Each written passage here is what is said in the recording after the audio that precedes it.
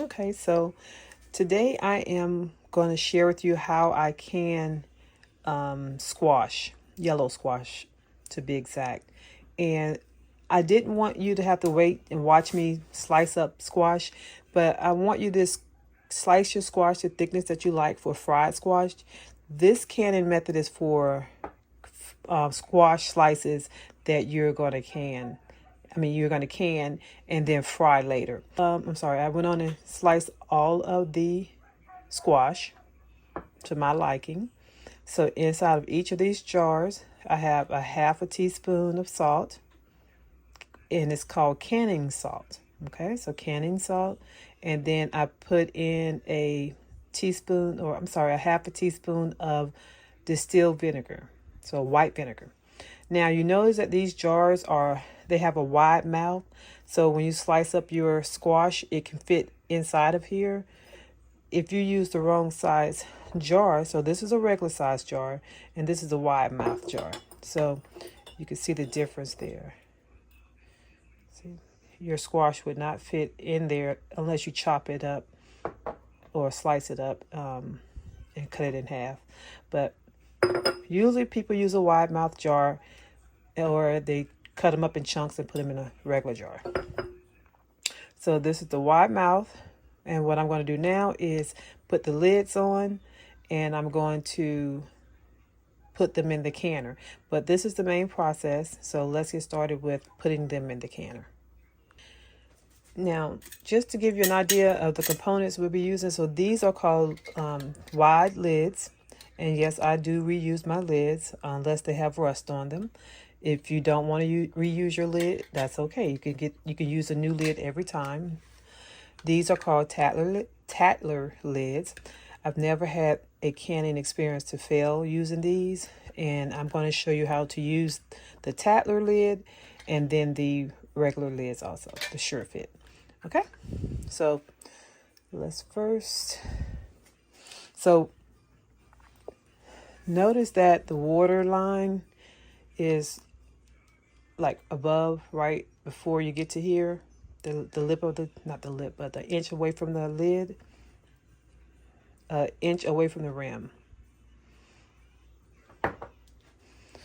So I'm going to add more water, like this one is here. I'm going to add more water to that. So any of them that are not close to the rim, I'm going to add more water. And that's because I've given it time to settle, and any air bubbles that are in there, the water has already gotten through it. So we're going to now add some more water to that.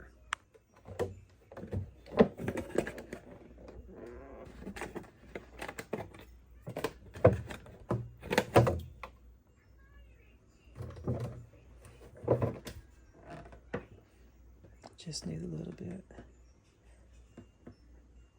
I'm also going to take that top piece of squash off of there.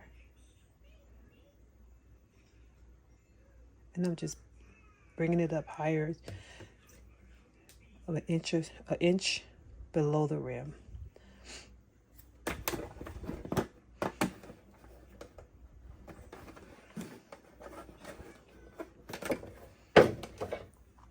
Okay, so now this is how you would use I'm going to take this one out and set it over. Put it in here. This is how you use a Tattler lid. Oh, before you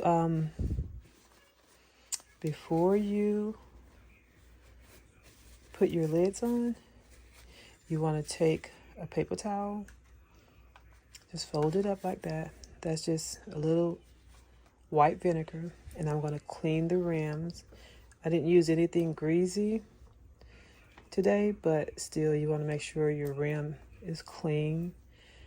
I did put salt in there, so you don't want any salt to be on your rims. So clean them well. Then we're going to use a Tattler lid. So you're going to put that lid, okay, they come like this. You have to buy the lid and you have to buy the ring. So you put the ring on there. You lay your lid on there. Okay. and then you just screw on one of your rings. And to make sure you don't want to wrench it tight. You want to just, like, it's that easy. Open, close, okay? That easy.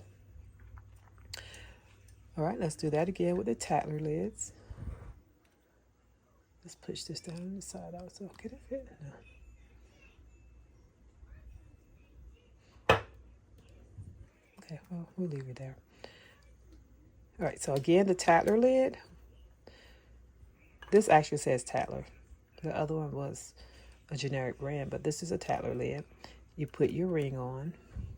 You lay your lid on top, making sure it's all even. You want to make sure your ring and your lid are even. So when I said all even, that's what I'm talking about. And you just screw that on, and look, loose, tight, because it don't have to be wrenching tight, okay? Loose, just as tight as you can with your pinky and your thumb. That's it. I mean, not as tight as you can, just enough. Just enough, okay? And now we're going to put on the regular lids, which are just simple. You put the lid on, close it up. Because we did all the work, which is to make sure that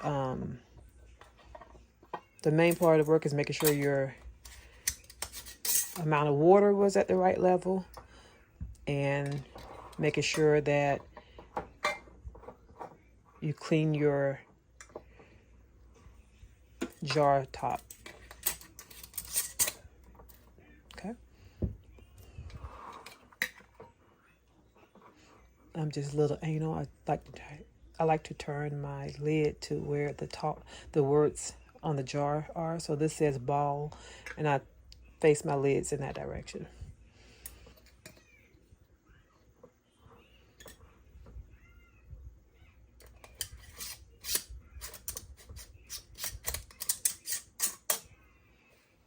Okay. So all of the jars are done. I'm going to sit them right here. This is a small batch. A small batch is when you're not canning for the whole day. So this is going to be my small batch. I'm going to move my towel.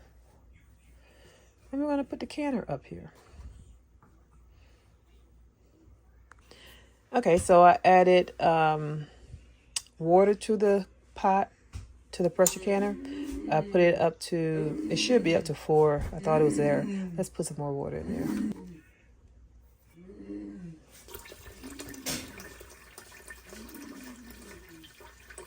Okay, so that is enough. Now we're going to add distilled vinegar. I'm just going to add a splash of distilled vinegar.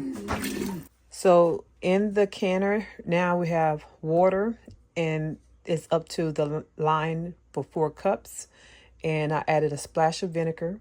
The purpose of the vinegar, the white vinegar, is to just keep your jars from discoloring throughout the time, depending on how long you ever have these jars, which they can last a long time unless they crack. Okay, so we're going to add our jar, and we are also going to add a stand for the cans to sit on. So now we're going to add our jars. I think I could get like 3 jars in here. 4. Okay, so 4 because these are a lot slimmer. So I got 4 in there. We put the lid on there. We're going to lock it. Now it's locked. So this is a electric water bath canner or pressure canner. It could do both. So we're going to put it on tight. So up here you have tight or exhaust. So we want it to be tight. All right, now we're going to set the timer. Please follow the direction of your canner.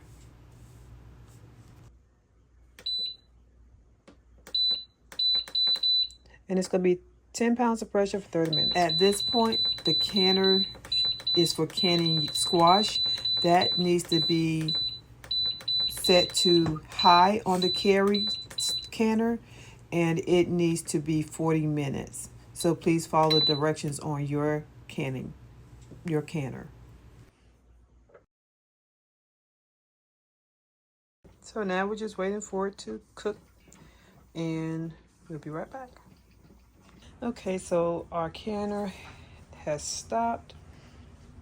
And so when it stopped, I gave it 20 more minutes to sit, and that way there's no steam coming out of it anymore. So now we're gonna open the canner. Let me pull it out of here, so. All right, there we go. Now my canner can lay back. And I'm just gonna take these out. Usually you would use a canning jar holder, and mine is put away, so I'm gonna use this.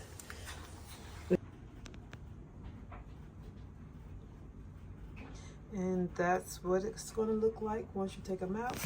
Now, I'll say that the reason why this probably has less water in it is because either I didn't get all the air bubbles out, or I put too much water in. So if you put too much water in, it's just going to seep out during the cook stage. But it's okay as long as the canning seal. That's all. You heard that. That's a seal on that one. But as far as these that are low in the water, don't worry about it. As long as as long as it seals, you're going to be fine. All right, so thank you guys for watching. Bye.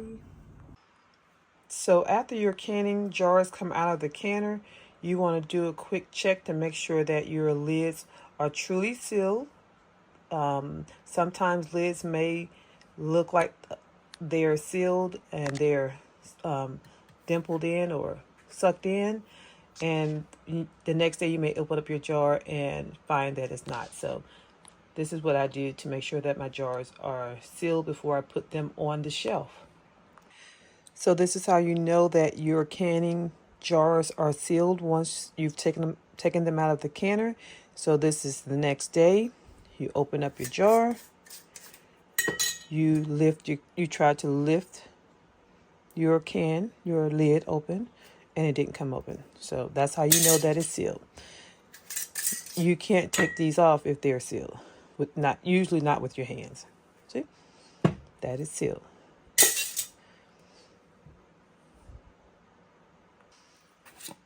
This is still hot, so didn't mean to open that, but that is sealed. And I do reuse jars when it comes out of the canner. This is puffy, like lifted, like really puffy, and then it sinks in just like it looks from the store. See, you can't. This would be lifted up, but it's not. It's sealed.